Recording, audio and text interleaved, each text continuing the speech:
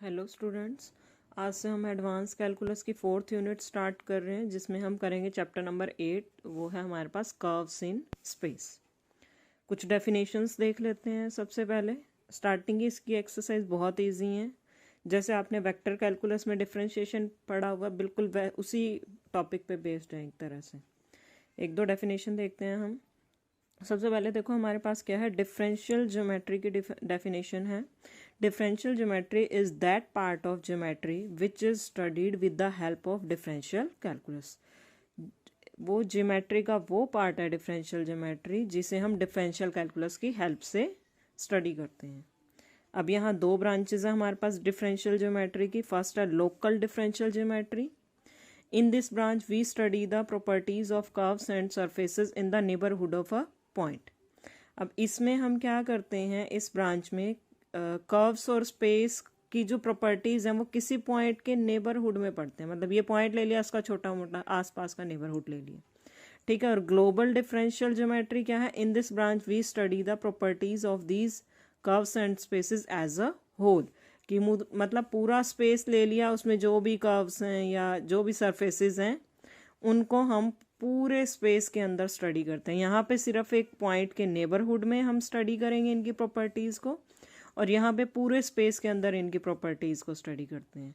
और इस बुक में हम सिर्फ लोकल डिफरेंशियल ज्योमेट्री को स्टडी करेंगे, मीन्स किसी पॉइंट के नेबरहुड में सरफेसेस को स्टडी करेंगे। अब बिल्कुल छोटी छोटी डेफिनेशंस हैं हमारे पास। Description of curves in space. A curve in space is the locus of a point whose Cartesian coordinates are functions of a single variable T called parameter. एक कर्व हमारे पास स्पेस में क्या होती है, किसी भी पॉइंट का वो लोकस होती है। जैसे ये हमारे पास क्या है, कर्व है, ये क्या होगी, ये मान लो कोई पॉइंट पी ले लिया हमने एक्स वाई जेड स्पेस में, ठीक है। ये इस पॉइंट का लोकस है। ये पॉइंट जहाँ जहाँ से ट्रैवल होके जाएगा और वहाँ से ट्रैवल होते होते जो भी पाथ ये ट्रेस करके जाएगा उसे हम कर्व का नाम दे देते हैं। और इसके बारे में क्या बताया हुआ है, और फंक्शन हमारे पास कैसा होता है, सिंगल वेरिएबल टी की फॉर्म में होता है हमारे पास। तो ये एक्स भी आपका टी की फॉर्म का फंक्शन होगा, वाई भी टी में फंक्शन होगा, जेड भी टी में, और टी क्या कहलाता है, पैरामीटर।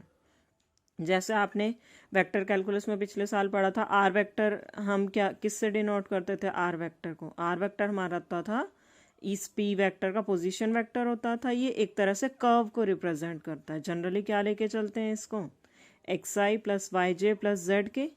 एक्स हमारे पास क्या है, अभी हमने बोला ना कि इसके कोऑर्डिनेट क्या है, टी के फंक्शन है। एक्स हमारे पास टी का फंक्शन है, वाई भी टी का फंक्शन है, जेड भी टी का फंक्शन है।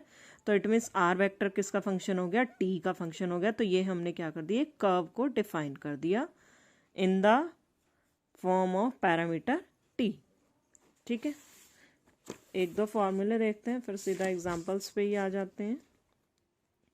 जैसे छोटे छोटे इन्होंने दिए भी हैं हमें, एक्स टी हो, वाई टी क्यूब हो और जेड टी 6 हो, तो हमारे पास आर वेक्टर हमारे पास क्या बन जाएगा, T i plus T cube J plus T 6 के।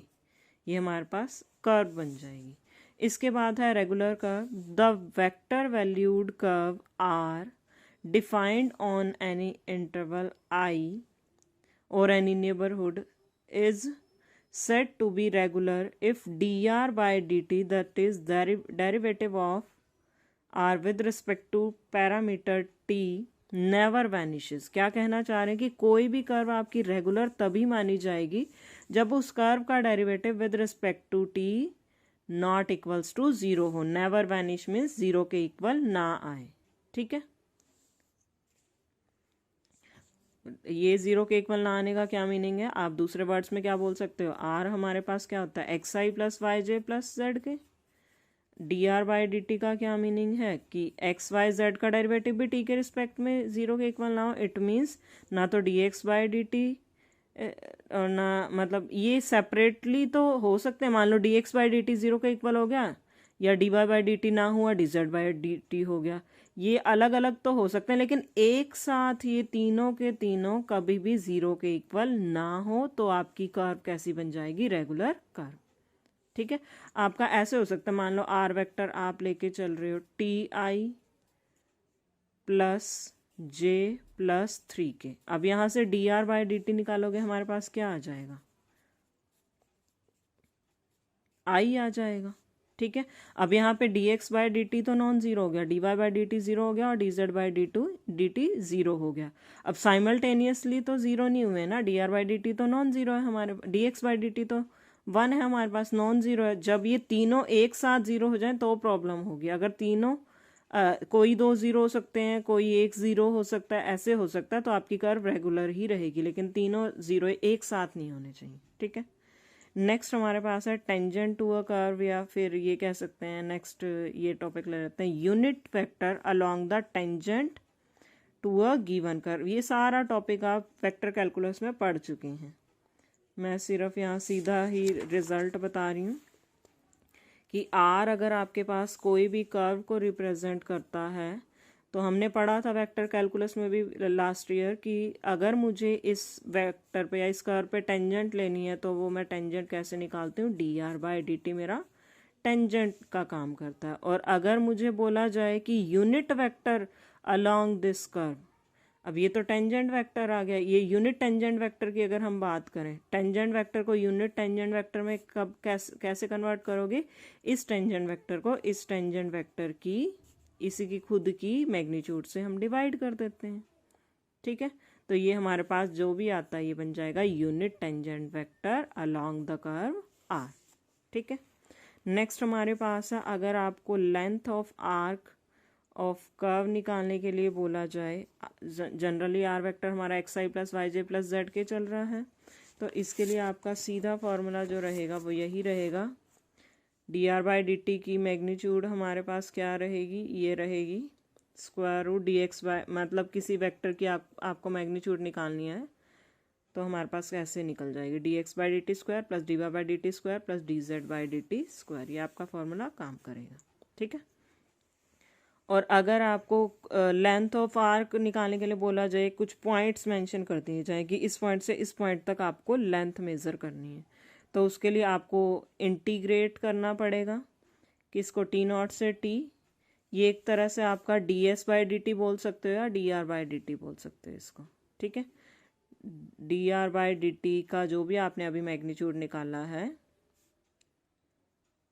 उसको इंटीग्रेट कर दो टी नॉट से टी तक विद रिस्पेक्ट टू टी, तो वो आपके पास क्या आ जाएगा, length of arc between the points T naught and T.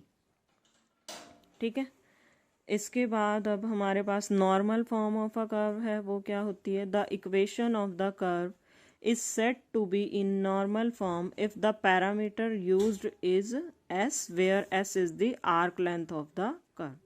s हमारे पास arc length का काम कर रही है।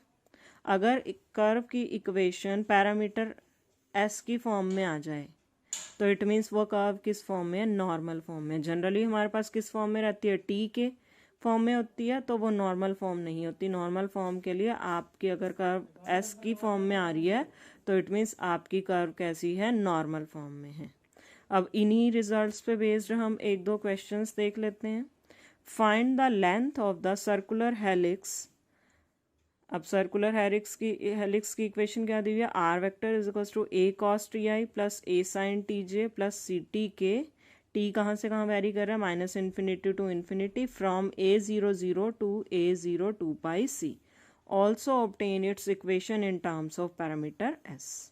अब लेंथ ऑफ सर्कुलर हेलिक्स निकालनी है इस पर्टिकुलर पॉइंट यहाँ से यहाँ तक, ये इस इट मीन्स आपका यही वाली पॉइंट तक का बोल दिया ना इन्होंने, एक पॉइंट से दूसरे पॉइंट तक, तो इट मीन्स आपको यहाँ तक कैलकुलेट करना। अब आर वेक्टर हमारे पास ये है, सबसे पहले मुझे क्या कैलकुलेट करना है यहाँ तक पहुँचने के लिए, d r by D t. R vector हमारा ऑलरेडी टी की फॉर्म में है, तो अब हमने क्या किया, डिफ्रेंशिएट कर दिया, ये डेरिवेटिव ये आ जाएगा हमारे पास, सिंपल है बिल्कुल। अब इस डेरिवेटिव की मैग्नीट्यूड हमें पता है कैसे निकलती है, square root d x by D t square plus d Y by D t square plus d Z by D t square. ये हमारे पास कंबाइन होकर ए स्क्वायर दे देगा और ये सी स्क्वायर। ठीक है, अब इन्होंने हमें क्या बोला था, इस पॉइंट से इस पॉइंट तक की लेंथ निकालनी है। इस पॉइंट से इस पॉइंट का क्या मीनिंग है, एक्स आपका कहाँ से कहाँ वेरी कर रहा है, ए टू ए, तो यहाँ से यहाँ निकालने का तो कोई फ़ायदा नहीं है। वाई भी आपका 0 से 0 वेरी कर रहा है, सिर्फ अलग टाइप से वेरी कौन कर रहा है, ये जेड आपका वेरी कर रहा है 0 से 2πc। आर वेक्टर आपका ऐसे होता है ना, xi plus y j plus z के। आपको इस पॉइंट के कॉरस्पॉन्ड निकालने, फर्स्ट वाला कंपोनेंट आपको x को रिप्रेजेंट कर रहा है, सेकेंड वाला y को, थर्ड वाला z को। इट मीन्स z आपका 0 से 2πc में वेरी कर रहा है, और z हमारा था किसके इक्वल, ct के इक्वल था। इट मीन्स ct आपका कहाँ से कहाँ वेरी कर रहा है, 0 से 2πc। मीन्स t कहाँ से कहाँ तक वेरी कर रहा है, 0 से, एक मिनट, 2πc बोला ना, 0 से 2π। तो t की ही मुझे वैल्यू चाहिए थी। कैसे करते थे हम, अगर मुझे पर्टिकुलर पॉइंट के बीच में लेंथ निकालने के लिए बोला जाए, t की लिमिट पुट कर दो, 0 से 2π आ गई है हमारी यहाँ से, और dr/dt की ये मैग्नीट्यूड अभी हमने निकाली हुई है, ये यहाँ पुट कर दो, आपके पास फाइनल आंसर आ जाएगा। ठीक है। और इन्होंने हमें क्या बोला था कि to obtain the equation in terms of s, it means आपको नॉर्मल फॉर्म में कर्व लिखनी है। अब हमने पढ़ा था कि s हमारे पास किसके इक्वल होता है, s हमने आर्क लेंथ ले ली, और यहाँ पे हमने पढ़ा था ना कि s किसके इक्वल है हमारे पास, s is equals to this. ठीक है। और यहीं से ही हमारे पास आपकी कर्व नॉर्मल फॉर्म में आएगी। सारा कुछ हमने कैलकुलेट कर रखा है।